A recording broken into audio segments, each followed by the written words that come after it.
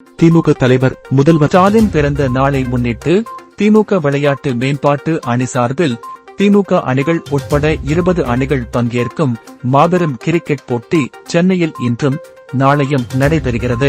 இதற்கான வெற்றிக் கோப்பை மற்றும் ஜெர்சிகளை துணை முதல்வர் உதயநிதி ஸ்டாலின் அறிமுகப்படுத்தி வாழ்த்தி பேசியதாவது 2026ஆம் ஆண்டு சட்டப்பேரவை தேர்தல் தயாநிதி மாறன் சொன்னதைப் போல் இந்த டோர்னமெண்ட் நமக்கு மிக மிக முக்கியமான டோர்னமெண்ட். இதைவிட மிக மிக முக்கியமான டோர்னமெண்ட் என்றால் அது 2026ஆம் ஆண்டு சட்டமன்ற தேர்தல் டோர்னமெண்ட் தான். நமக்கு எதிரே நிறைய அணிகள் இருக்கலாம், புதிதாக அணிகள் உருவாகலாம். ஆனால் வெற்றி பெற்று கப் அடிக்கப் போவது நம் தலைவர் தலைமையிலான மதச்சார்பற்ற முற்போக்கு கூட்டணி அணி என்பதை நீங்கள் உறுதி செய்ய வேண்டும். ஏனென்றால் தமிழ்நாட்டு மக்களுக்கு என்றைக்கும் மனதுக்கு பிடித்த நெருக்கமான அணி என்றால் அது நம் தலைவர் தலைமையிலான திமுக அணிதான். ஒரு போட்டி என்றால் அதற்கான முன்தயாரிப்பு, பயிற்சிகள், உடற்பயிற்சிகள் இதெல்லாம் மிக மிக முக்கியம். அவை இருந்தால்தான் நாம் வெற்றி பெற முடியும். ஆகவே இந்த போட்டிக்கு மட்டுமல்ல, வரப்போகின்ற 2026 சட்டமன்ற தேர்தல் என்ற